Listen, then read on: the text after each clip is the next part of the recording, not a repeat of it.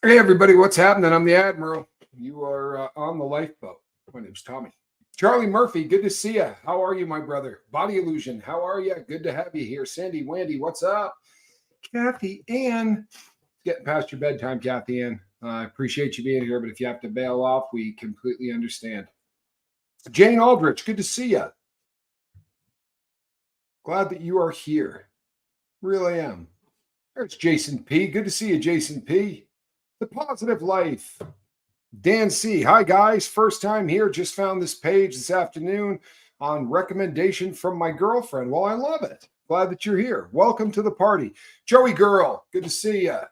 Glad you're here. Dan C., what are you doing? I wish I knew who your wife was, but that's cool. I'm glad you're at the party. I really am. Kim Roy, what's happening?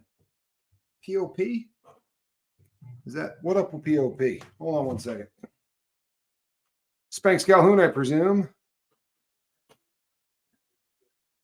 Yeah, I don't know it. And I'm live. So let me try to figure that out, all right? Or not. I don't know what happened to my boy. Spanky, I'm going to try to figure that out. Hold on, people. Sorry. Say that again.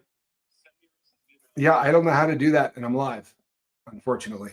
Right, so that's tough. I don't know how to do that, and I'm live. I'm sorry. All right, but sorry, everybody. We're having a couple of technical difficulties, but no problem whatsoever. We'll get it all under control. POP or POP or PP or, yeah. Is that peripheral preen? Jay Rambo, Lisa Hill, good to see ya.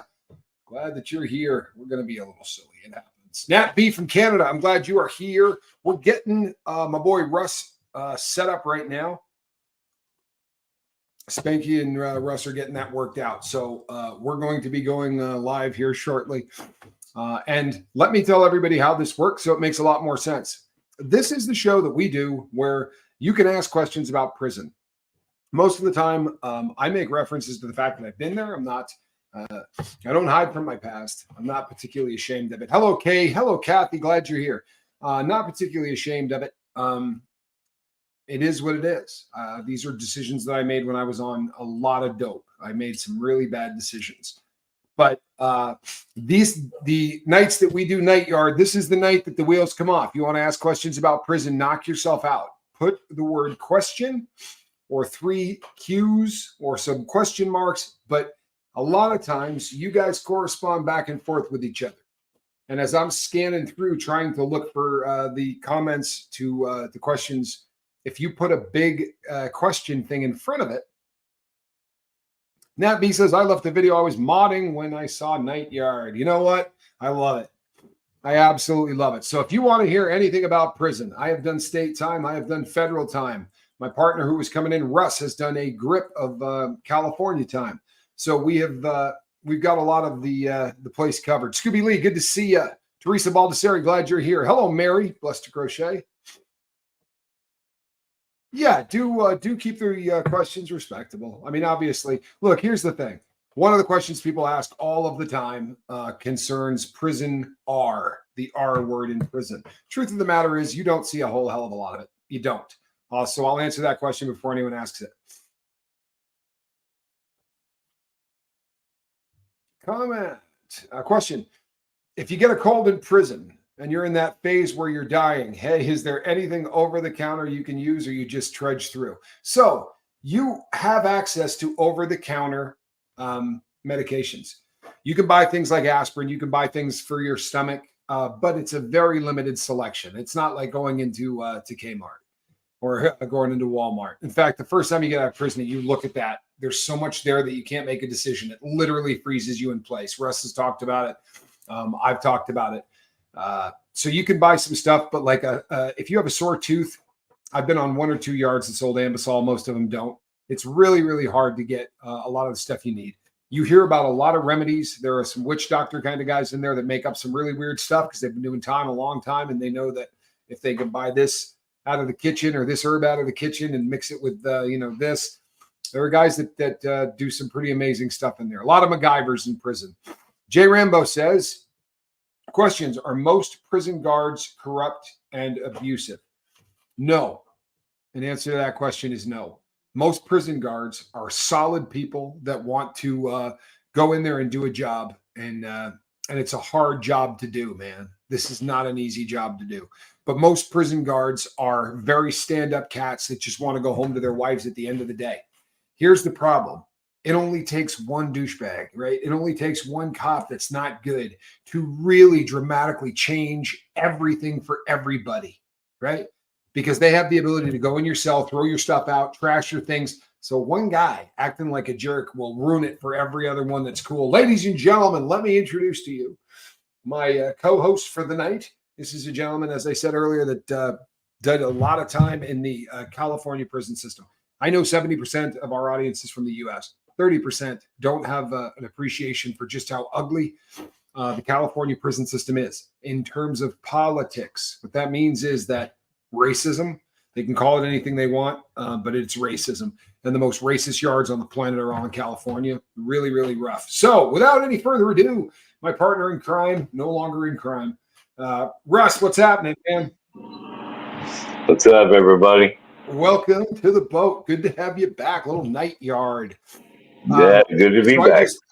I just answered a question. Are most prison guards corrupt and abusive? And I said that I didn't find that. I found most of them were stand-up cats.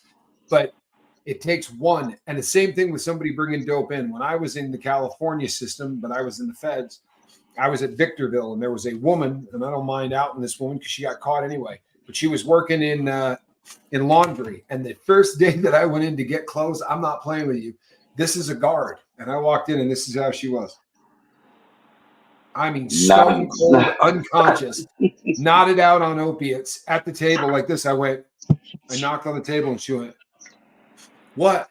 I said, "I'm here to get my issue."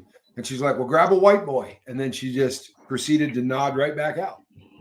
But that yard was flooded with dope because of that woman. It doesn't take a lot to really mess up a yard. One cop bringing stuff in can turn a yard into a battleground in a really quick fashion. It doesn't take a lot to mess up a yard with dope, in my opinion. Yeah, there was a lot of them that, especially on the weekends or something like that, you'd have a whole table of guys playing pinochle, and half of them have a pitcher of Kool-Aid, and the other half would be throwing up all over the floor. Right? Yeah. They were all under the influence. Well, and this is one of my favorite stories, so I will tell you this story again. But I had a cop come up to me and say, "Hey, man, are there oxys all over the yard?" Because that's what I'm hearing. And I said, "Oh, man, I don't know who you think I am, man. I'm not having this conversation." And he goes, "Oh, no, man, I'm not trying to bust anybody. I need some." He said, "I'm sick as hell." And I said, "Are you going to hand me a couple of $20 bills to go get you? How are we going to do this, boss?" And he goes, "Well, I can give you some stamps." He goes, "Or I could give you a carton of cigarettes." He's like, "I got a carton of smokes in my car." And Russ will tell you, man, $20 a cigarette, man. You got a carton of those rascals? Bust them out. And I traded cigarettes with, and it was funny because, Russ, I went around a corner, right? And I went down by my cell, and I jumped in the shower, and I fished these things out of my sock. And I come walking back out, I went around the corner, and he goes, "Is the guy selling them hanging out in the shower?" And I go, "He's there in the morning." And he goes, "I'm on film, jackwagon." He's like, "I can look at you, dude. I know what you're doing." I said, "Well, here they are." And I put them on the table waiting for the bus, and he handed me the cigarettes. I mean, there's a lot of people in this world who are addicted. Joey Girl says, question, say you have the flu and puke on yourself. Do they let you go shower off on a scheduled time of day to clean up? Sorry for the weird question. That's not a weird question. It depends on the cop that's on. It really depends on the cop that's on. More likely than not, you're going to bird bath. They're not big on letting guys out after the prison's been locked down.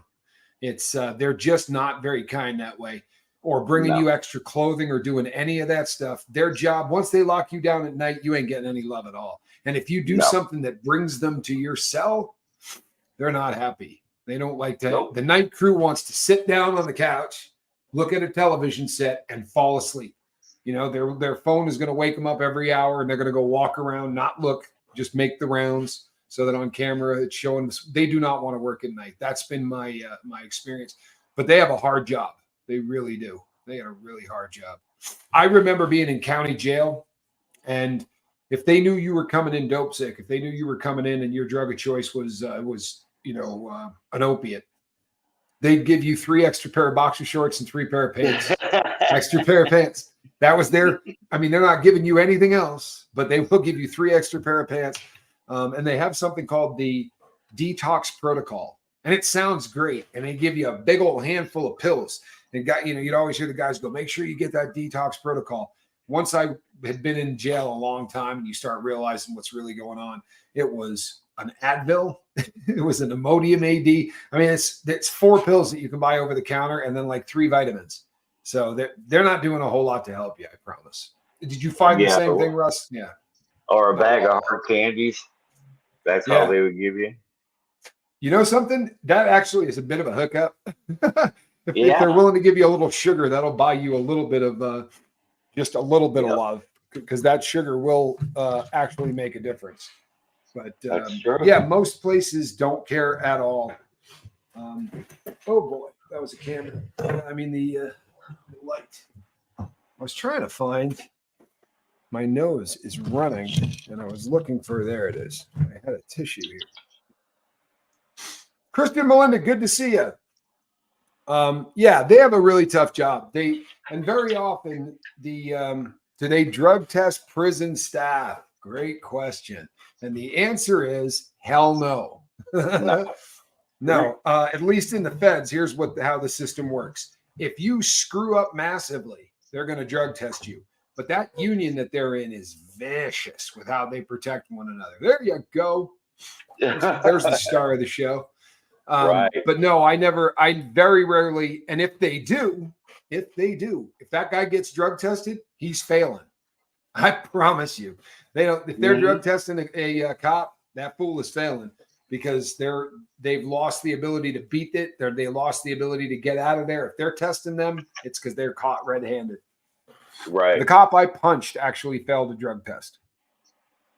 There were a bunch. I mean, there's guys that would bring in big clavos, but a couple of us knew. And they would always, I mean, they were getting rich. Well, I mean, why wouldn't they do that? People, a gram, right? A gram of dope is worth $700 in there, right? They could buy it on the street for $30. You got to imagine that markup. And this is why so many of the people, like I said, most are stand-up cats, but it only takes a handful over the whole time you're in to see just how much damage one dirty cop can bring in. If they bring in a half a pound of dope, I mean, that's not a lot of dope on the street. But in a prison, that's every single person in there fighting, having sex with each other, doing all kinds of stuff. That it gets real weird when the yard gets flooded with dope. It gets real weird, especially depending on what they're bringing in. When the clear would get in there, the meth would get in there, it would get really weird. Jay Rambo says, question, you may have covered this on a previous show. That's okay. But what is your opinion of the Jeffrey Epstein situation? Well, there's a great question. Here's the thing on Epstein, and we're going to be doing some more shows on it coming up. Epstein was a person who was working to get a lot of dirt on a lot of people so that he could manipulate them for money, for power, and for all kinds of other things. It's the same business model that P. Diddy's doing, except Diddy was doing it in the music business and this dude was doing it in politics. But they were using sex as a way to blackmail people.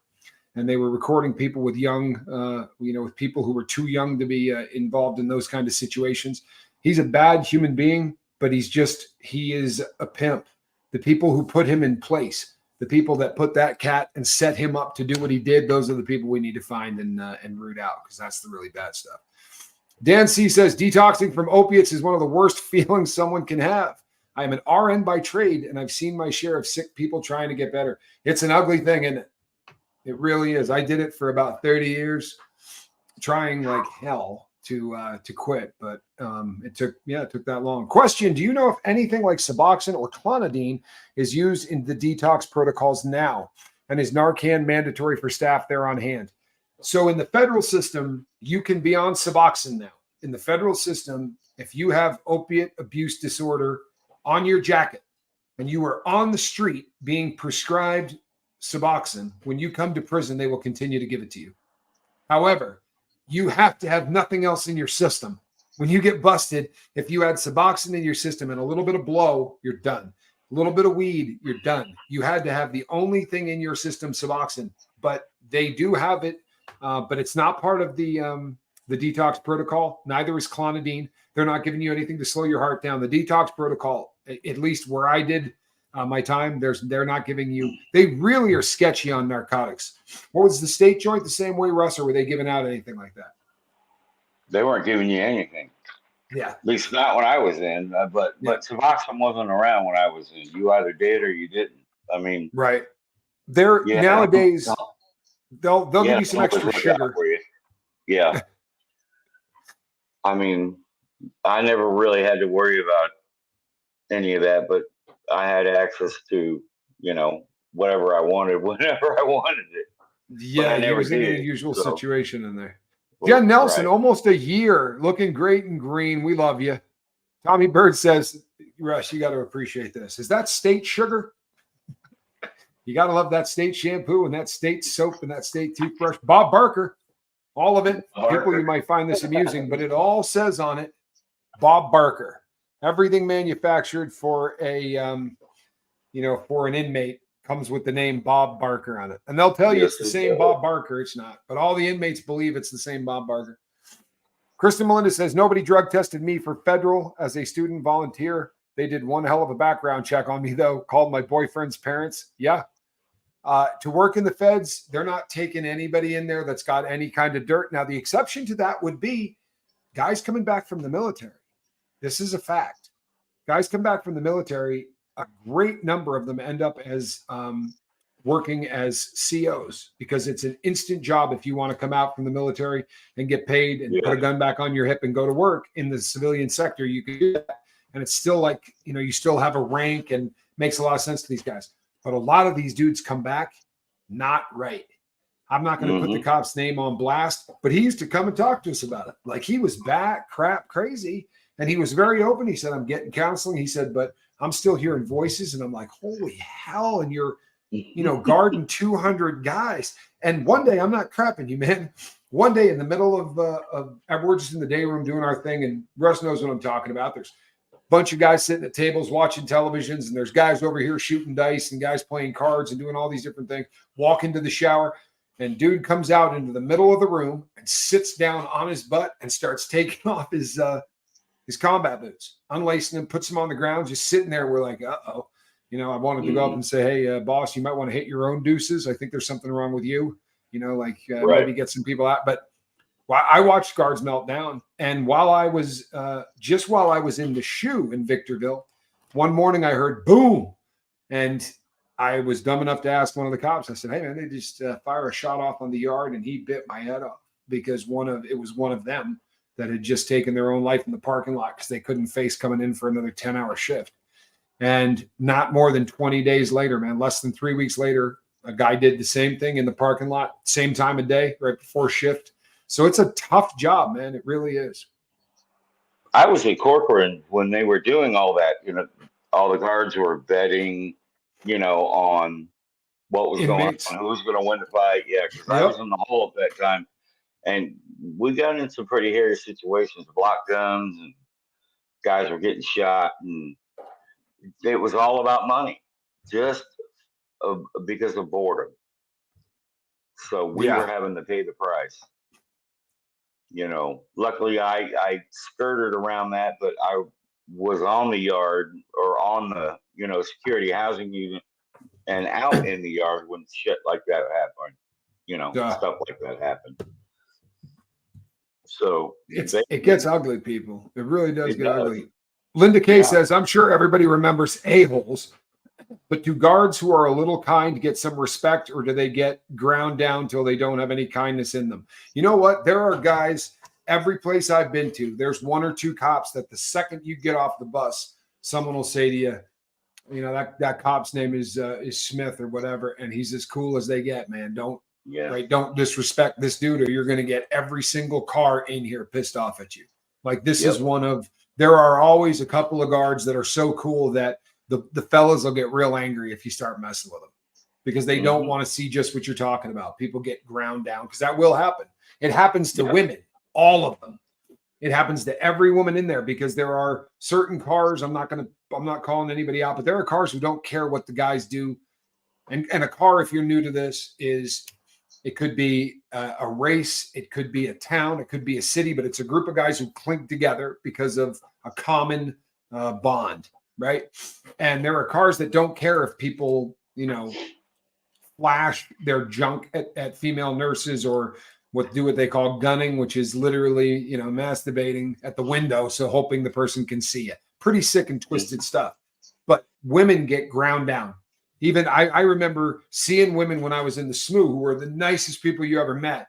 And 6 years later, you see them on another yard and you're like, hey, Miss So-and-so. And they just bite your head off. And you're like, whoa, sorry. I remembered you from the SMU, I guess, But yeah, the inmates will drive people insane. There were really some ugly, ugly people in there. There's one. Yeah. When I was in college for criminal justice, I got to tour the Federal Medical Center here in Rochester, Minnesota. It was very eye-opening. That's a dangerous place, that facility.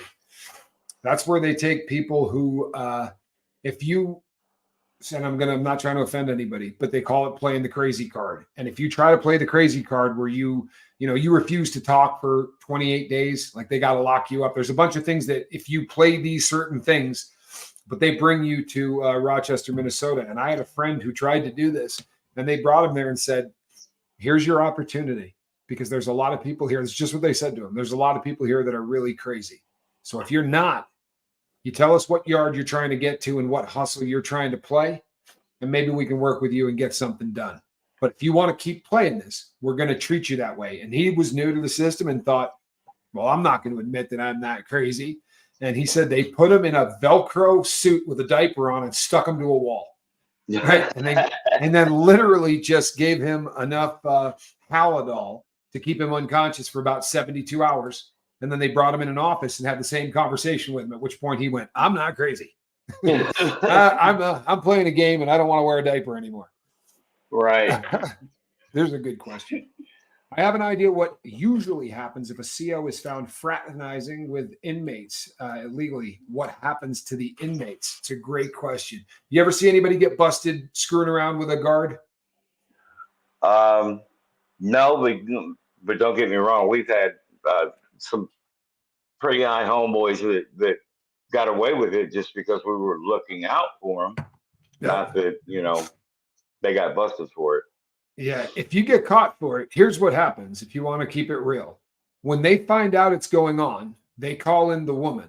The woman yells the R word at the top of her lungs. That's usually what happens. They usually don't walk in there and go, oh, yeah, the two of us were having a relationship. And the inmates, how do you prove that what just happened was consensual? You're in a room with no cameras on it. I promise you they're not doing this anyplace but a cell or, a counselor's office, but somewhere where there ain't a camera. So it becomes their word against the inmates. And I've only seen one time ever where an inmate actually won that. And it was only because this woman bought him a cell phone and had been texting him on the cell phone. So when he got busted and she yelled, I wanted no part of this, they said, well, there's a whole lot of text messages that would lead us to believe that you were pretty involved in this. And the inmate was smart enough to actually say stuff like, I couldn't believe when you first came on to me. Like, yeah, he was covering his bases, Oh, yeah. Yeah, we had a guy that did that with a guard we called Miss Bunny.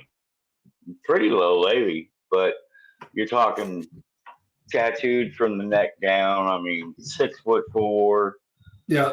I mean, flat out affiliated, just had love. Yeah. So, took care of the fellas. Mm-hmm. Oh yeah.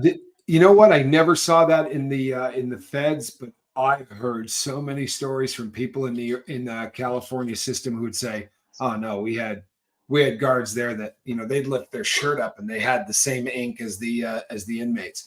The feds are pretty serious about not letting that happen. Comment, don't forget it was the inmates in New York who made the majority of the state-issued sanitizer during the pandemic. Talk about state-issued. I'll tell you what, if that's the truth, Dan C., then those boys were getting liquored up because the preferred thing to do with hand sanitizer in the prison system is to mix it with a lot of salt.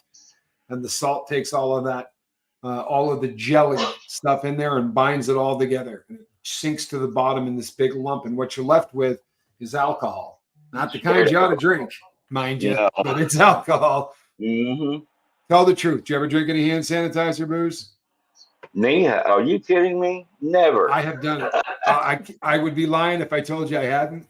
So I brewed up a batch in the county jail. I had never done it before. I brewed up a batch in the county jail. And we were trying to find Mikey, try to get Mikey to try it. And we're playing cards, and we had it in a spray bottle. So if they came by, it just, but I said, look, I got him a Dixie cup. I said, it's a shot glass, man. Just do a shot. He goes, only if you do one. And I'm like, fine, bro. I'll match you. You do it. So he threw this shot back, and we're like, all right, man. And it was like rubbing alcohol, like grain alcohol, burn like hell going down. But I'm talking 10 seconds after he did it. I'm not exaggerating. Like he went down and went, oh my God. I go, you all right, dude? He goes, yeah, I'm okay. He comes up and he had a red spot that was perfectly round. It looked like a 50-cent piece and nothing else on his body. Just this one red, and it was perfectly round. And we all went, like the scene from Tommy Boy. He's like, what? What? Well, no, nothing. Not here. Just kind of funny look on you. Exactly. Not so much here or here, but you got this dot right here. And about 4 minutes later, one popped up on his forehead. And we ended up doing what you do, right? We said, you're sick, go to bed. Lay down, get your head under the covers, don't come out till tomorrow. But talk about cool cops. We were sitting there playing poker one day, same table, county jail. And we're all guys looking at life or looking at 25 years or bank robbers. So they keep us out and all the other inmates are locked down. We're all in-house workers because they know we're going to be there a year fighting our case. But while we're out there, we're drinking hand sanitizer that these cats had mixed with orange juice. And, the orange juice comes in this thick concentrate. And the guy will steal it and you put like a teaspoon into a gallon and a half of water and you can make orange juice. But these guys are cutting it straight to knock the taste off. And I'm not kidding you. A cop walked up and picked it up and goes, I know how you feel about cops. He goes, I just swallowed chew. And it wasn't mine. It was the other dude's. And I was like, oh. And he took a big old pull of it. Ooh. And when he set it down, he went, holy shit, who does that belong to? And I just went, dude, all right, not mine. And he was a cool cop because he said, hey, man, he goes, here's what I'm going to do. He goes, I'm not going to write anybody up. He said, but I promise you this. He said, I'm going to come back in 15 minutes with a goon squad to search this entire place. He goes, and if I find enough of that crap to put on the head of a pencil, he said, every one of you are gone. You're going to the hole. We're running around. I mean, we had made gallons of this crap. We're running around dumping stuff down drains, and it was all bad. You hear all the toilet flush. Yeah, exactly. Like right before a shakedown, people. When you know it's coming, like you hear the boots, chug, chug, chug, chug. You hear whoosh, every whoosh. single toilet in the place starts flushing. You know what's coming. And the worst feeling in the world, Russ can tell you, the worst feeling in the world is when you hear those boots and you run over and you throw your stuff in the toilet and you hit it and nothing happens. And you go, oh, crap. And they're good at it. They turn the water off before they come in. You can't flush. Oh, man. Nothing like getting shut down. How long does it generally take to detox? And do they put new prisoners in a separate area while they detox? Not so much. I mean, you might get lucky enough to be in a county jail that isn't overcrowded, so you'll get your own cell instantly. But that's all you're going to get is you and another inmate. And depending on how bad your habit is, 7 days is pretty much considered standard for detox off of an opiate. Now, you're going to go a lot longer than that before you're normal. You won't be sleeping for a month. But defecating on yourself, vomiting on yourself, the inability to stand up without falling down, you're looking at about a week. Mm-hmm. There's guys they would drink that Pruno and just lose all bodily function no matter what. And that you just Pruno's smell it. Terrible stuff. Right. Yeah, that Pruno, man. and you know what? People get excited about it, so they're not straining it off right. Like I've watched guys eating the fruit afterwards, and you're just looking at them going, oh, brother, you're new at this, aren't you? Tomorrow morning, brother, you're going to be on the toilet for 5 hours. Sorry, I hit send by accident. Is there anyone you were locked up with and you visited them after your release in jail, or you're even allowed to if you wanted to? I can visit.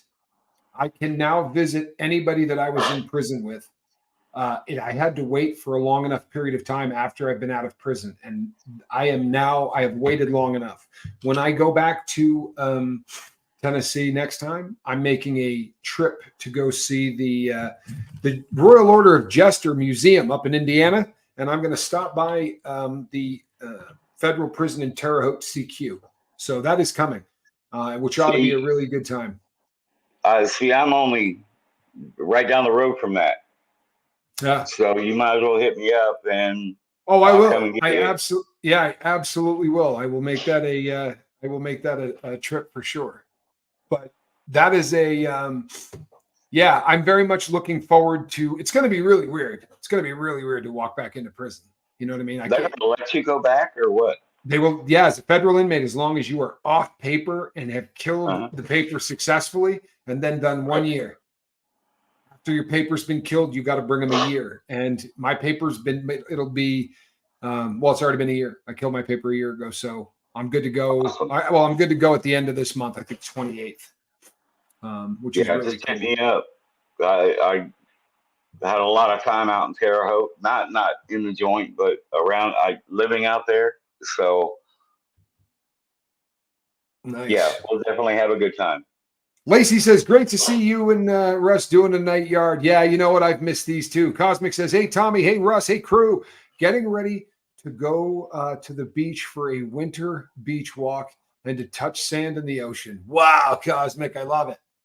Right? That's good stuff. That's what you should be doing. Oh, no. Yeah. Look at this. Jason P says, I toured the Supermax in Florence. It was back in 06, 07. Well, I was there at the Supermax. And now I was not in. So you went in ADX, the administrative detention center over there, or were you just in Florence Supermax? Because that was one of the prisons I did time in was Florence Supermax. I was there. Yeah, I was there. Is there a lower level there? What's that? Or is there a lower level there? Yeah. No, Florence has got it all. Florence has got satellite camps to work. So it is a federal corrections compound. They've got camps, they've got FCIs, they've got women's facilities, then they've got a USP, which is a Supermax, and then they've got the only real Supermax in the US, which is the administrative detention building. That's where you live in a cell by yourself. That's where you're not talking to anybody, and everything comes on a conveyor belt. Yeah, you're not having a good time. that really sucks. Pelican Bay. When I was there when Pelican Bay opened, and that was a holdover for us on the CDC shuffle. So I've been there and in the hole there. So it wasn't pretty. And I can imagine with ADX or Florence, all that stuff. Well, the people go crazy. I mean, that's the really bad thing is that they really do damage people. Comment, you mentioned Howad All. When I was a medic in New York City, we would respond to Rikers Island. Yeah, been to Rikers too, for violent inmates and give them what we called the 5 and 2. 5 of Halidol and 2 of Ativan, nighty-night. The 5 and 2 is also used in the feds. That is, Russ is nodding too. That's a term we've all heard. The 5 and 2 is the nighty-night. And you need a diaper for real. Or you got to have some people that care about you, because that's the nighty-night that if you happen to need to go to the bathroom, then you're gonna. Mm-hmm. Yeah, it really is no joke. The governor had a press conference when he unveiled it. It was a citrusy scent. It was called NYS Clean Sanitizer, and they put it all over the stores and public places. You know what? Those boys were getting drunk, I promise. It's disgusting. It really is, but it's true. I know when they took tobacco away, these guys were smoking orange peels, banana peels. They were doing anything they could. Oh, yeah. I've smoked banana peels, too. I've tried all that stuff. When I was still using in prison, I tried everything. Like nutmeg. You do about 3.5 ounces of nutmeg, 4 ounces, a quarter pound of nutmeg. You'll trip your balls off. You really will. You won't also crap for 3 or 4 weeks. Question, how many prisons have I been into in total? I think about 13. Been to about 13 prisons in total. That's the last time I tried to count it. I think that's what I came out to. Now, that counts prisons that I didn't do time at, but I had to stop by at. Mm-hmm. You know, Russ knows what I'm talking about. Like, remember when I stopped doing stuff on Danny Masterson because everybody said, "Ooh, he got sent to a prison and then he got attacked and he got moved." And as soon as he got there, we said, "No, this isn't the prison he's going to because they don't put weirdos at this prison." So where they were sending him was to a weirdo yard, but there was no room. So they had to set him somewhere off for a couple of weeks. The reason he got moved was because his couple of weeks was up. Once a bed was available in Weirdoville, you know, they ended up moving him over there. But sometimes as a guy that's traveling, they'll put you in a holdover for 2 weeks. You know, so I spent a lot of time in Oklahoma City because that's where you go through on Con Air. But it's not a prison I was ever at. But I probably did almost a year in Oklahoma because every time I went through, I got stuck for a month or 2 weeks. I had every Diesel therapy, right? Yeah. Yep. CDC shuffle. What they did, punishment. Here's a good one for you, Russ. What do you think of this one? Is prison really anything like portrayed in movies, or do you think it's worse? There's a couple movies that really do capture it, like that movie Shot Caller. You know, just because of the affiliations and all that stuff, that was like a, you know, the other one, believe it or not, was a Tom Selleck movie, An Innocent Man. Yes. Yeah. Do you know what? That, if I'm not mistaken, that's the one they filmed where at NSP, Nevada State Prison. That was one of those films that he did was filmed at NSP. I did time at that ugly ass prison. It's been shut down. It's a museum now. Man, that place, water ran all down the walls, the pipes, like you could hear water dripping no matter where you were 24/7. And it was just like torture, man. It was so bad. Yeah, I think that in my experience, the prison is, they can't do, you would need to make an 8 or 9 hour movie to do prison any justice, because the truth, and they can't show it in a movie, is it's just boring as hell. It's the most boring life. There's nothing to do. You do the same thing every single day. You tell the same jokes every single day. I mean, guys, it's just seriously, the conversations get repeated and then all bets are off and everybody's bleeding and screaming. And, you know, and what makes the life, what drives you insane is waiting for that shoe to drop. He's waiting for the panic, because that's really, you know, that's the worst for me, I think. What was the best kept prison? What was the best prison you've been to? I think it would have to have been Ironwood, because it was brand new. I opened it. When it first opened, I was the second bus there on A yard, because they weren't really set. And we had really big portions of food. There was only 400 people there, no other yard. They were still trying to get everything figured out. And it was nice. Now it's pretty bad. Yeah, it was lovely. So I went to Tucson in the feds. I got transferred out of Victorville, California after I got stabbed. I got sent to Tucson FCI, the Federal Correctional Low-Level prison. And when I got there, there were 5 units on the yard, and each unit holds about 300 guys, right? Because it's an A and a B side. Well, one of them was for women, so they couldn't touch the yard with us. We never saw them.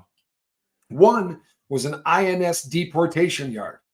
That one whole unit never touched the yard, never got outside because they couldn't be with us. And then the third unit was for super high profile state inmates from around the country who can't be in their state facility. So a guy that does a horrific crime in Philadelphia and they're so damn scared they got to house him somewhere else, they would take him to this unit. There was only maybe 25 or 30 people in that unit at any given time. So what you ended up with is like what Russ was talking about. Way more food than they needed. They ordered for a yard full of guys and they got one unit that's only got 15 people in it. They order that stuff so far ahead of time that every day they'd be like, boys, there's extra. You guys want to take stuff back to your cell? You can. Crazy stuff. And the staff that they brought there were all new people. They didn't bring a bunch of veterans in. So we literally had staff saying stuff like, am I supposed to so you guys lock down now till it's time to go to chow? And you got inmates going, no, we don't lock again until 7:00 tonight. Guys that literally had no idea what they were doing. But that was a lovely facility. And I used to say to people, if you took a picture of me walking to the chow hall and you didn't, like, it was tight in on me so you couldn't see a fence, you'd have no idea I was in prison. It looked like I was at some low-income apartments, like a government-built apartments. They look from the outside. They don't look anything like a prison. They look like condos. It was a very different mindset, and that really was easy time for me. And, of course, they don't like that, so they never let that. They didn't like that at all. And I know guys, when we first got to Ironwood, they were, they had stashes of tobacco in their prison wallet, and they didn't need to. I mean, it's crazy because everything was already there. Yeah. So I did. How about I did prison think food? To this day, I won't eat green beans. Nope. Well, not That's how I feel about. beans. I feel like that. Here's the sad thing. Like, I'm Italian, right? I'm Italian, but they give you Italian food one day a week, right? For the entire time you're down. Some places twice a week, and it's never Italian food.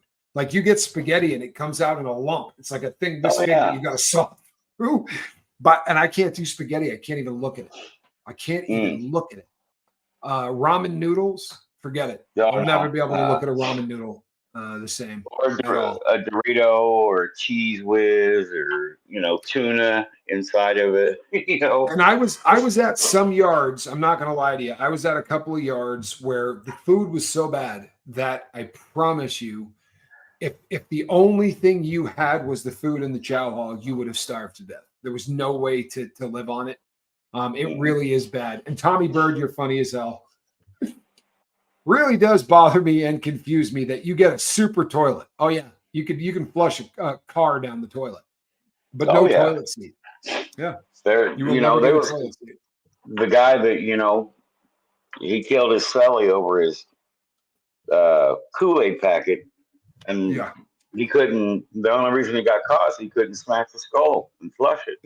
Yeah, there's certain parts you can't get. Yeah, guys at Lewisburg. One guy actually figured out a way to get everything down. Unfortunately, there was so much in the process of doing that they realized where he had sent the guy. But he managed to pull that off in the night. Shows you how hard they're searching when they walk by, right? Right. But what's funny on a side note to this? Every time new guys come into the jail, right? Every time new guys come into a prison, right before lockdown, the guard will say, "Hey, to those new guys, was there anything you didn't get in your bedroll? Did you get towels? Everything was in there? Because if not, I got to call laundry now, or you're screwed for, until tomorrow at lunch or whatever." And I remember this foreign dude that was had been picked up at the airport, and they brought him, and he goes, there's no toilet seat. And it was one of those rare prisons that still had, like, the toilets weren't steel. They were porcelain. But you sat flat on it. He was like, "Yeah, my cell doesn't have a toilet, the toilet seat." And everybody just started laughing. And this dude was serious as hell. He's like, "You don't get a no, brother, you don't." or a pillow, not for the next 13 years. But you'll be right. The pillow. I don't know. The feds gave you a pillow, didn't they? No, the feds do not give you a pillow. Okay. No pillow in the feds, man. None. Question: Okay. Can you please do a video with Poe on the go? I'm not sure that's a question, but I'll take it. He's a retired police chief, and he is very good. Please, I should probably tell you this, guys. It doesn't always work like that. Like, you just can't go, "Hey, I'd like to work with that guy," and give him a call up. I can reach out. I think I've watched Poe a few times. I'll be honest with you. Usually, retired police chiefs, I don't always get those cats. Don't always want to work with me. Retired prison guards always do, because there really is a kind of a symbiosis between inmates and prison guards. We're damn close. Like, if you just hear us talk, you wouldn't know which one's who until they told you. Speak the same language, talk about the same stuff. I'm not adverse to doing something with the guy, but I don't think he knows me well enough for me to reach out and call him. Poe on the go box. Poe box. That's right. There is one movie that did come to mind. Val Kilmer, the Felon. Felon? Never Felon. saw it. Never You saw need it. to see it because it was an excellent movie on top of the fact that it is real. That was about the Corcoran fights. Oh yeah, that really was an unbelievable thing. Jason P. I did not find this at all in my prison career. I did not find this at all. I will tell you this: men of small stature. How do I put this? Guys whose balls weren't quite big enough are the guys who tend to really get victimized in prison. And those guys might be 4'5", but they might be 6'7". It doesn't much matter because the people who prey on others in there, they're not going after the smallest person. They're going after the weakest person. And sadly, Right. I mean, that really is they victimize people who aren't good at standing up for themselves. And you'd be shocked how many times that's a really big dude. Guys in prison who are small tended to be pretty tough dudes. They probably fought a crap load of people before they got to prison. Small guys tend to have to work a little harder. No, I saw a lot of really tough, smaller stature dudes, and I never saw too many of them getting victimized. Yep. Oh, yeah, that's a great question. Right? That's a great question. Oh, when yeah. you flood a cell, what happens with the fellas around? Now, I'll tell you how it is in the feds, and then I can let Russ answer this.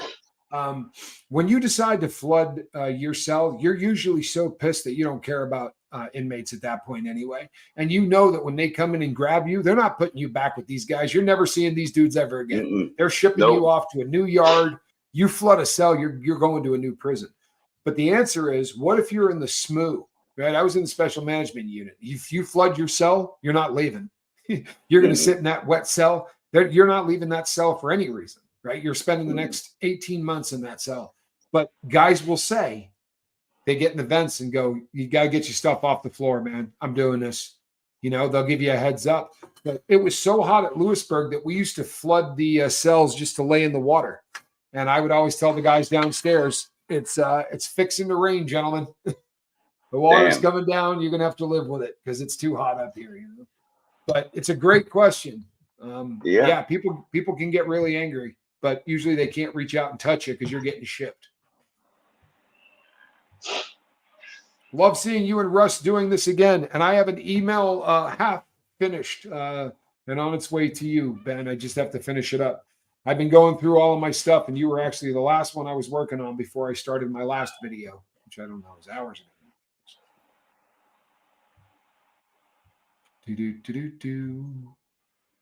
Joey Girl says, question. I was back home in Canada visiting my uncle. Was a prison electrician. He said there are self-regulated prisons like apartments. Screw up and you're back in jail. We have those here? No, we should. We should. Yeah. They're popping up all over the world. The first place that I saw them was Germany. Germany's been doing this for a really long time. Self-regulated prisons where the fellas take care of everything. And if you screw up, you go back. But those people also get out. They leave during the day to go to jobs. It is a very, very unusual program. And what's crazy is in Germany, we're not talking about guys that got popped with 2 pounds of weed. Like there are guys in this program that killed people, right? There are killers, stone cold killers in this program, but they're rehabilitating them. These people are actually rehabilitating. So maybe, just maybe, we need to start looking at some other ideas. You never saw any green bologna, did you there, Russ? Oh, no, that's county food. County food with the two sugar cookies that you could break bricks with. Yeah, they're hot. Green bologna. Yeah. And green bologna. And that green bologna, when you look at it from the side, looked like really good Coke. You know what I mean? Yeah. Had that fish scale kind of thing going on, huh? They would make Jim Jones. We used to call it Jim Jones. It was the Kool-Aid that you used to get when you get drink, you know. Yeah. Stain your lips. We call it, we call it Jim Jones because that stuff will kill you. Yeah. It'll kill you. For real. Mm-hmm. That stuff is the nastiest crap in the entire world, but it comes with a little packet in it. Okay, so you know exactly. When you get in trouble in the feds and you go on lockdown, they call those airplane meals or Con Air meals because that's usually what they're made for is you only have to eat them on Con Air. But so when Victorville went on that lockdown after they cut the warden, I ate those things every day for 9 months. I ate that green bologna. We ate it 3 meals a day for 9 months. I'm not kidding. Except at breakfast, you'd also get a bag about this big full of carrots. Right. Yeah. Yep. Well, at Stupid. breakfast, it's in the state. When you go to breakfast, you leave and they hand you a sack lunch or a box lunch. It used to be, or sack, whatever.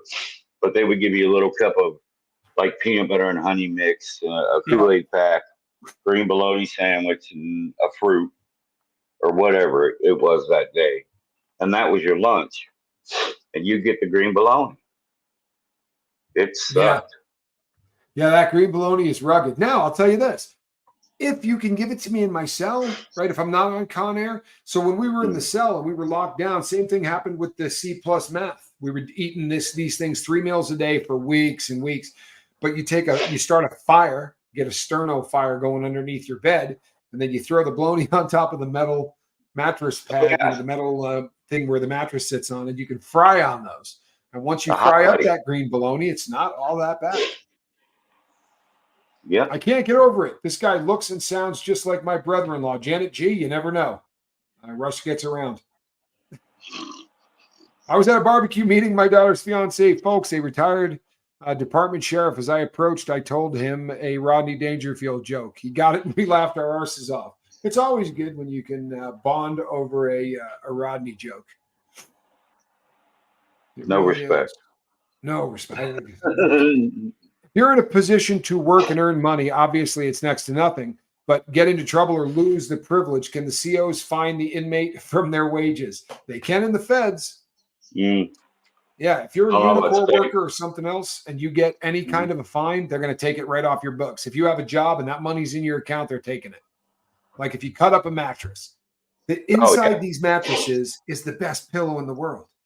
But they got it sucked down and forced into this thing that's like an inch tall. So when you lay on it, first thing I would do is take a razor blade and cut that thing and bring out that big, beautiful, fluffy pillow. It's just like being on the street.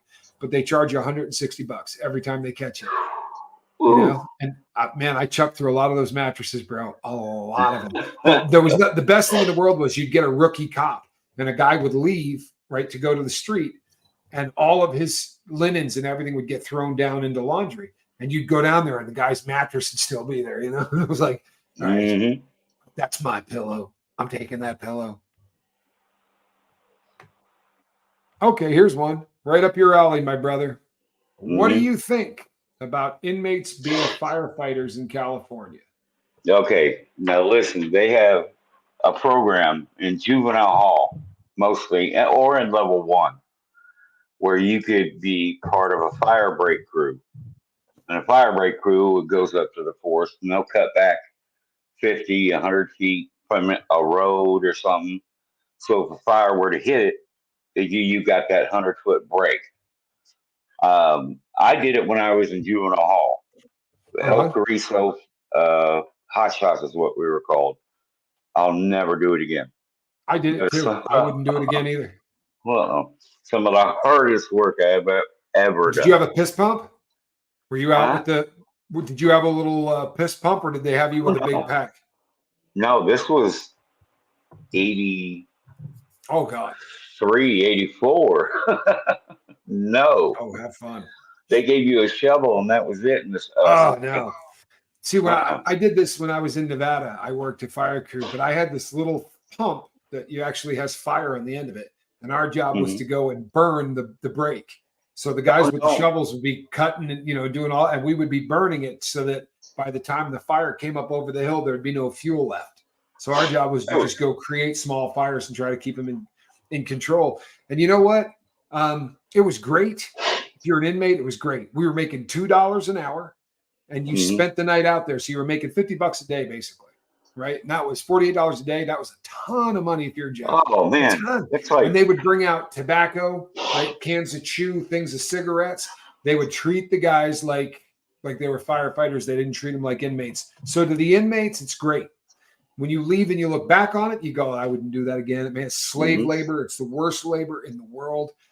It really is. It's hot. It stinks. And you get treated like a slave. They don't treat you like a human being because you're not. Yeah. It's, I ended up splitting from that camp. I took off from that camp. So did I. So did I. You know what I did? No lie. I got caught drinking on purpose.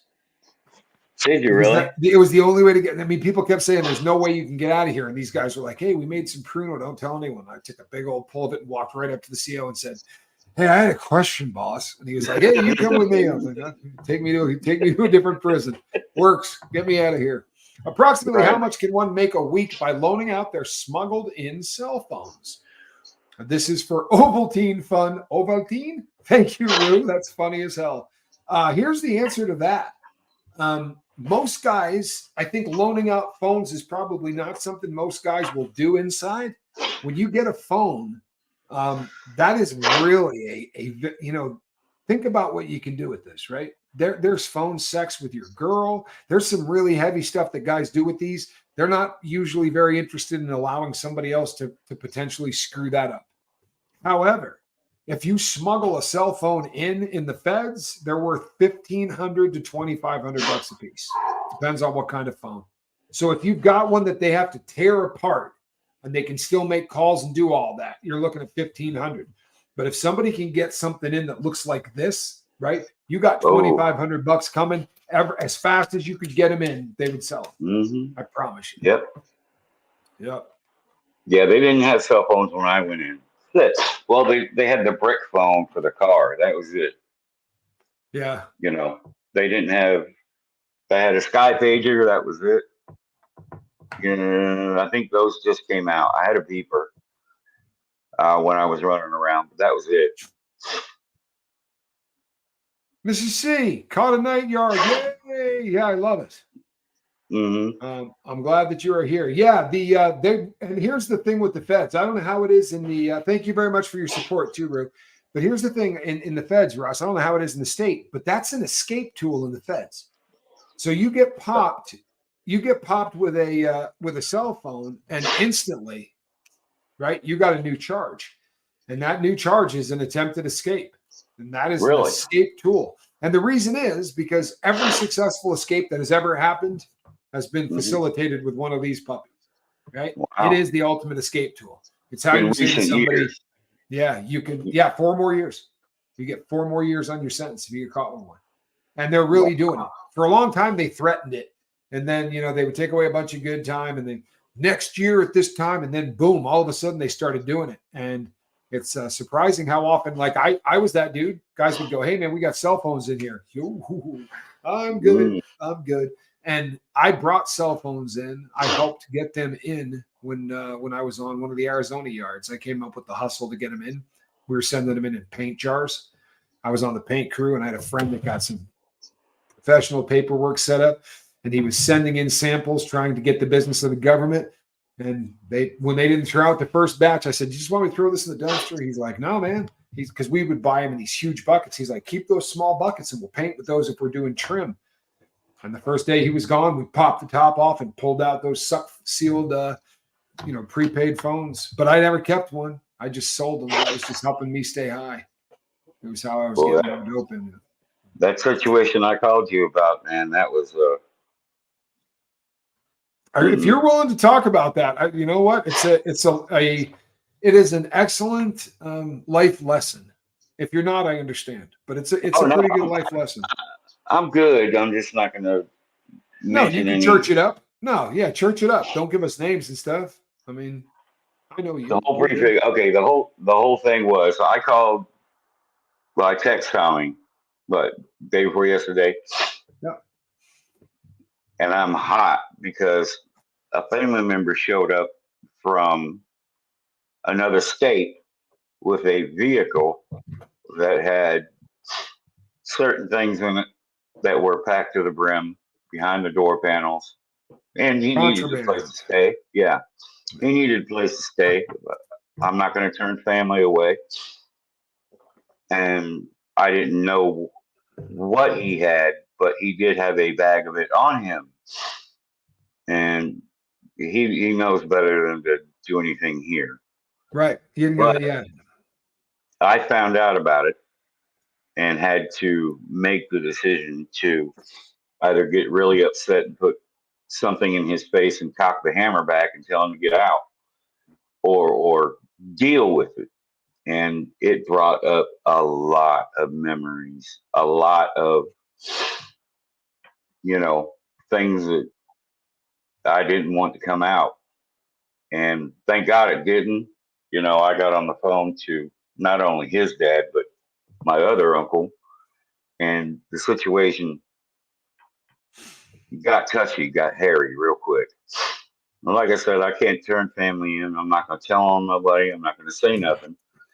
But putting me in that position and what I've built to it, that I've got now, you know, it's not much, but Working your ass off and putting stuff away, man, moving in the right direction and being sober. Don't say it's not a lot. It's a hell of mm-mm, a lot. It's mm-mm. freedom. It's worth more than anything that you're ever going to get. And I'll tell you something. What they did was sleazy. And people, I'm glad that Russ was willing to talk about this, because this is a great thing for us to touch on. Hey, Wharton Thistle, please be safe and have a good time at the festivities. But this is a really important subject, because there's this convict thing. We don't tell on people. That's a really big deal. And it's so beat into your system that you can see a dude going into a cell and stealing something from somebody that you care about. You're not going to tell on them. You're going to handle that. I Yeah. promise the guy's not going to get away with it, but people don't tell. It is a religion inside, right? The Italians call it omerta. You don't talk to somebody in authority unless you bring a couple people with you, so that the fellas know what you said to that person in authority, and they could hear what that person in authority said to you. If they came in and said to Russ, hey, the warden wants you in his office, this is crazy, but it's a fact. If they say the warden wants you in his office, Russ is going to go, all right, I'm taking Tommy with me. And if not, I'm not going. You can take me to the hole, right? That's the only way I go there, is with a couple of other guys, or I go to the hole. And they're so used to it that they go, yeah, all right, bring a couple guys down.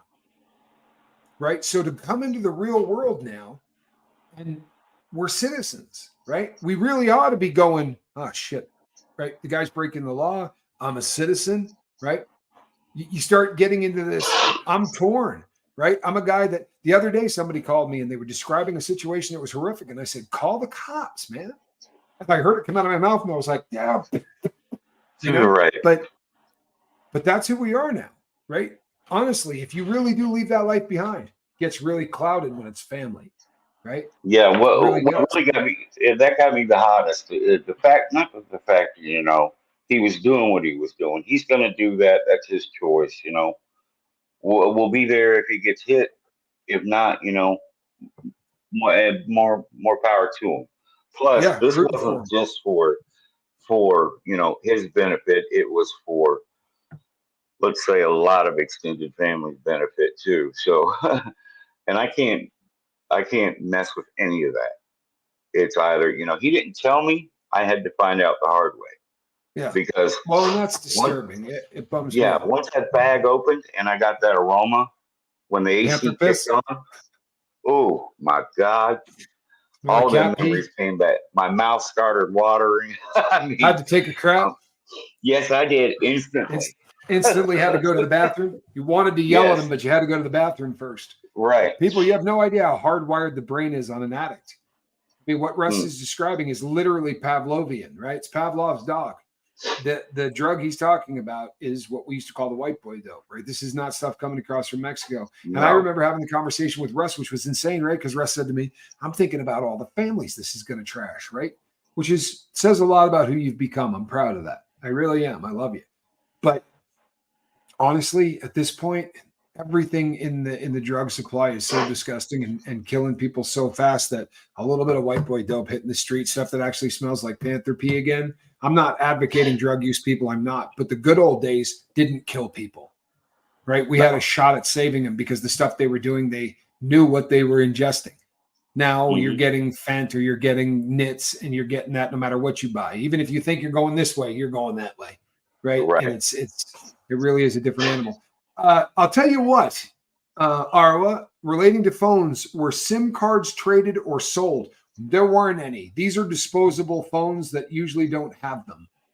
And the reason is this: no one wants to turn on service for a convict. When you get caught with that cell phone and they find out that, you know, Karen Smith is paying AT&T for this, Karen Smith's in trouble. Karen, how did your phone get inside the prison system? So these are phones where you buy a prepaid card in order to use it. Now what happens is your girl mails you a letter. And in the letter, she writes things like, oh, I saw so-and-so. They turned 37 today, right? Their birthday was, and they start putting all these dates and numbers in.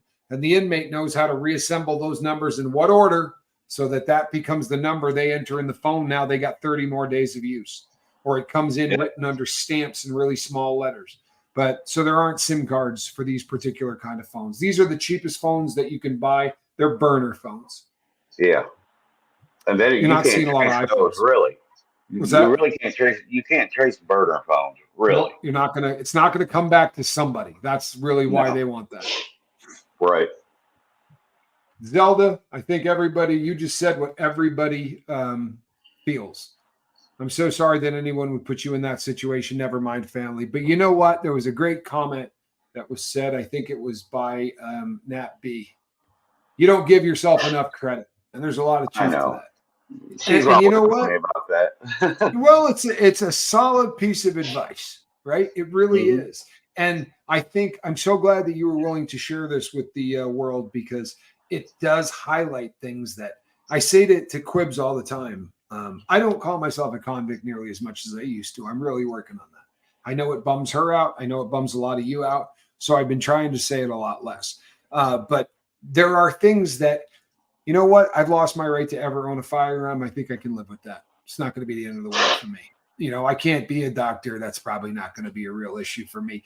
But these kind of things, the stuff that people don't see and that people don't understand. I got a phone call, and I told him I'm going to share this with the world, so he'll have to live with it. But my friend Jack is going through it. My friend Jack's going through it. He doesn't currently have a home. And I told you, people haven't been talking to him for a long time, and he finally reached out and he said he's homeless. And this is my ace deuce. It's me and him are the only two that are still alive. And had he told me that, he's a guy I probably would have gone to California the same way I would have done for Quibs. I love him, and that's my dude. So, but there's this macho thing among fellas and felons. It's a hard thing to shake. It really is. They turn you into something, and then they give you a pass and tell you can leave, and you better not be the thing we just turned you into. Right? Go out there and live as the person you had to live like in here, and you'll be back in a couple of weeks. Right. And we come out after doing so many years, we come out programmed in a way that the normal public just doesn't see it, because if you step on my shoe out here, or somebody doesn't come from where I come from, they don't say anything, or some people are polite, but you gotta put that stop on it, because if you did that inside, I'd go grab something and we'd be talking to the paramedic and letting them know how you went into convulsions, because I don't know, he just hit the ground. But, well, and if it sounds like it's just senseless violence, because I know that people will write to me and they'll say, I understand that you got to do what you got to do or whatever. This is what can't be explained. What he just described the perfect scenario. A guy comes up, bumps into you, scuffs up a brand new shoe, anything, that kind of stuff. If that person doesn't go, hey man, I'm really sorry. In the real world, that's just a rude person that bumped into you. In prison, that's probably somebody testing to see what you're going to do in that situation. Because if you do nothing in that situation, the next time it happens, it's a guy walking into your cell and going, I'm taking this. Take it easy. Yeah. I needed this. Because you have already let the fellas know that you're going to put up with it. And it sounds so stupid. It really does. And when you get out, you look back on it, but you got to handle it. Hey, squirrel. Right. You got to handle it. If you don't, it's gonna come back and it's gonna hurt you. Jason just asked a good question. Do other shot callers, associate with only when they have to? And they have to. Yeah. Yep. They don't. They do not do it on the regular, but they have to whenever they have to. So what that means is, let's say that you walk onto the yard and it's quiet. Ain't nobody talking to anybody, but you do notice that all of the white guys tend to be standing over in one section, sort of walking around, and the black cats are over here doing that, and everything's starting to really, look bad. first thing that the warden does is he calls the captain and says, go get all the fellas. And they grab the black shot caller, and they grab the white shot caller, and they grab the Mexican shot caller, and the chiefs, and everybody. And they bring them all together and go, hey, what the hell's going on? Right? Everybody's looking a little tense out here. What's happening? And they'll say, well, so-and-so ripped off so-and-so for this much money. And they literally will hash this out with the warden and crazy, crazy stuff. So the answer to your question, and it's a good question, is they do associate with each other when they have to. Mm-hmm. But they don't. It's not like they're eating together at lunch.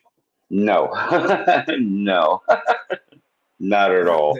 They're not fans of one another. To reach the top echelon of a white prison gang, you're not fond of black people. And to reach the top echelon of a black prison gang, you're probably not real fond of white people, or at least you put that vibe out, right? So they don't like to have to, but they sure have to. And it's one of the reasons, and you and I have talked about this before. It's one of the reasons neither of us would ever want that gig, right? I don't want to talk to the cops. No, and I don't want to have to sit in a room across from a guy who considers me his enemy while I talk to the cops. Never understood that. But I also said it once when I was in Phoenix. There was a big league guy with a prison gang that formed in Texas. I won't say the name of it, but he was a big timer with a white prison gang, and guys were asking about him, and I'm playing cards and had a buzz and wasn't thinking. And they go, he's a solid dude. We're lucky to have him in the yard. I said, yeah, he spends a crap load of time talking to the cops, doesn't he? And it was like, everybody just went, hey, what did you just say, bro? What are you accusing? I said, no. I'm just saying, dude's in there every day talking to the cops. And I had people push up on me on my cell and do a heart check on me and all kinds of crap. Actually had to punch a few dudes. Yeah. A little heart check. Is your puppy new, Russ? Or did you always have two? I believe one is a cat, one is a dog. Yeah, one. I got two cats, and I just I got that puppy. Months, right?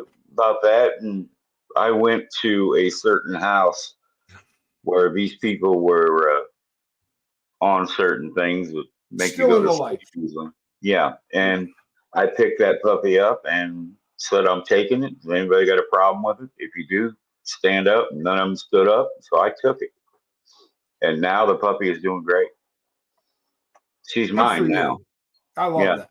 I love that, man. You gained a lot of friends around here when you saved that puppy, man. I got a lot of emails about that. A lot of really good vibes came from that. Hello, Cindy B. Just popped in to say I'm glad you made it back safely. Thank you. It feels good to be back safely. It feels really good to be off that airplane. But I'll tell you what, I miss it out there. I really do. It is some other kind of laid back. It is some other kind of slow, and I have reached that age, I think. I could live in a city where 400 people are bothering me at all times, or I could just let Quibble do it. And she has bothering me to raised it to an art form that's actually a lot of fun to watch and listen to. So that's probably the better way to go. My Other's Keeper says, yeah, our prisons are all public. I was wondering more about the crim culture. I think you're talking about up in Canada versus here. We have a very different culture. And I can tell you this because in the feds, I did time with people from other countries. A lot of them. If you're from another country and you screwed up, you're going to the feds, right? They're probably not going to give you a state beef, even if it's a state crime. And we have a very different class of inmate depending on where you go. For instance, I've done time with guys from on the other side of the pond, and number one, they don't say chomo, right? They say nonce. They call them nonces. And they're as brutal about it as we are, to be sure. Here in the U.S., we do have private prisons. We do not have as many of them as people think we do. Most of them have been stomped out. Where we really still have a problem is in halfway houses are all still run by for-profit organizations that are publicly traded. And you want to talk about warehousing people you don't give a shit about, you need to check out halfway houses. It's worse than prison.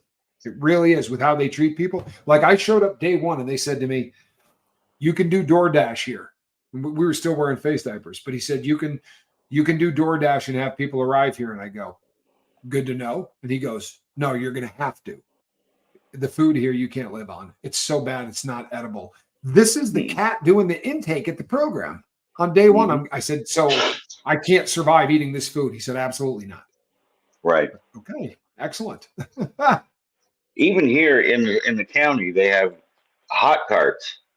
Yep. You know, where you could buy your meals off a hot cart that is better than the food they give you in the cafeteria. Yeah. So Okay, so you we had the guys same love thing. that. Yep, we Yeah. had the same thing in Reno, Nevada, and it was called Burger Barn. And I'll out this so that you can all have fun if you happen to be from that part of the country. Because here's how it works. When you elect a sheriff there, your wife takes over Burger Barn and then runs that program. And that sheriff will get rich as hell off of inmates who are buying $10 hamburgers because the food that they sell them there isn't edible. And I was there, I had a girl that loved me. And I was there for two different times in county jail where everything I ate, I got from that short order cook. I probably spent $10,000 eating from that thing. But they feed you cabbage at every single meal. Right? That's a rugged way to live. Can't imagine how bad that place smells. Yeah, can't imagine how bad that place smells. Russ, I can't tell you how much fun it is to work with you again. I know I'm keeping you up. People, you may not know this. Russ works 80 hours a day. It's true. I don't know how it's possible, but the man literally works more hours than there are in a day. And it's funny because I remember a time when Russ reached out to me and said, I just lost my job. I'm tripping. I said, man, the next job may be, better than the one you got. And he kept his head in the game. I was proud as hell of him. I really was. He instantly got his head back in the game and went out and found a job, and he's just been killing it ever since. You guys may not want to answer this. Of course we do.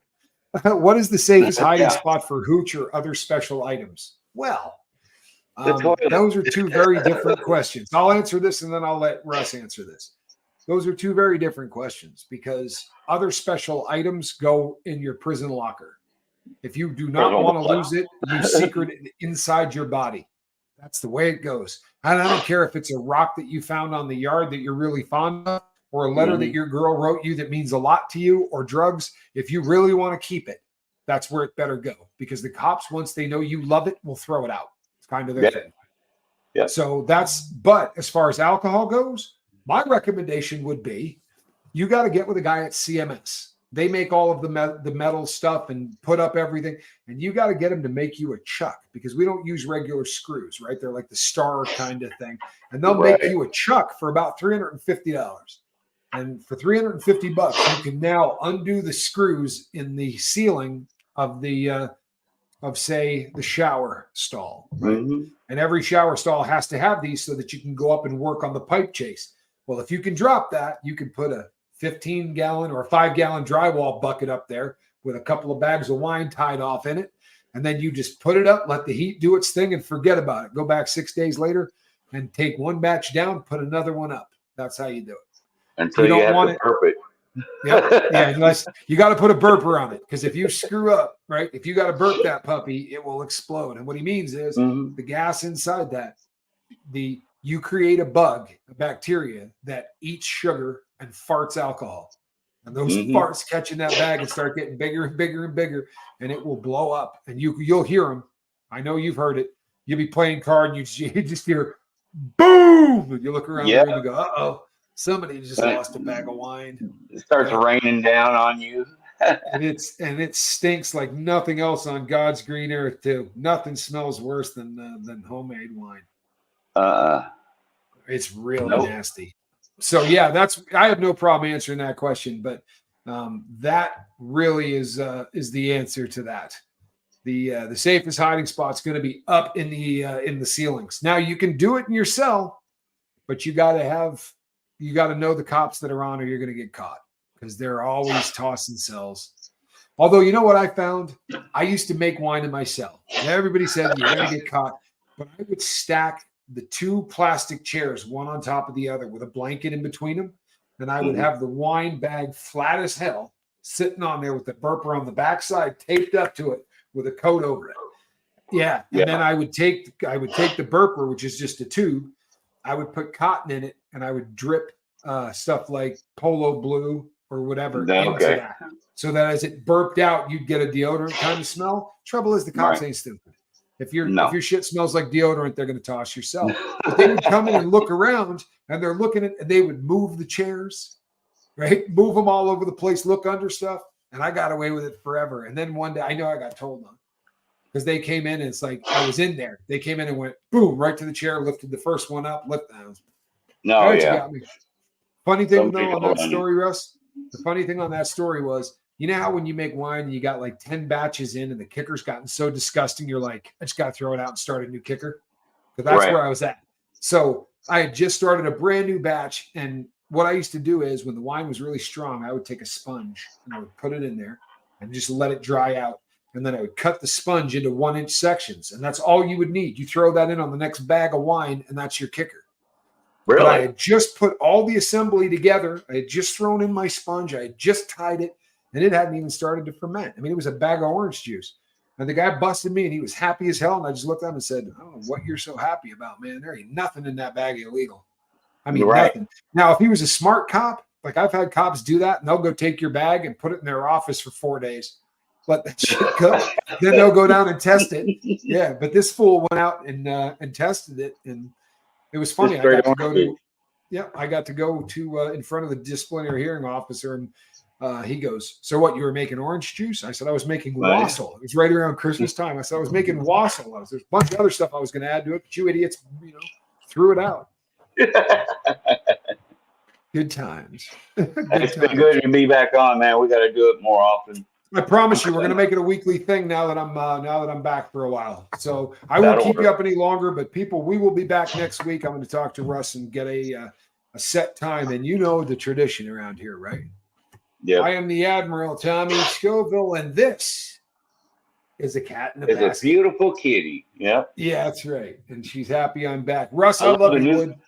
Hey, man, I love the new cat, too. I think that cat is beautiful. I'm telling you, and he is as lovey as any animal. He just, like, I would lay in bed and that dude would come up and put his neck here and just grind into you until he fell asleep. He was just such a great cat. I can't wait to get down there and see him again. Kristen and Melinda, I love you. Jason P, love you. Charlie Murphy, Arwa, Debbie P, I swear to you, people, I love you all. Love your black cat. Russ, my brother, I will see you on the next one. Between now and then, people, reach out and try to save somebody. Good night, all. Bye-bye. Good night.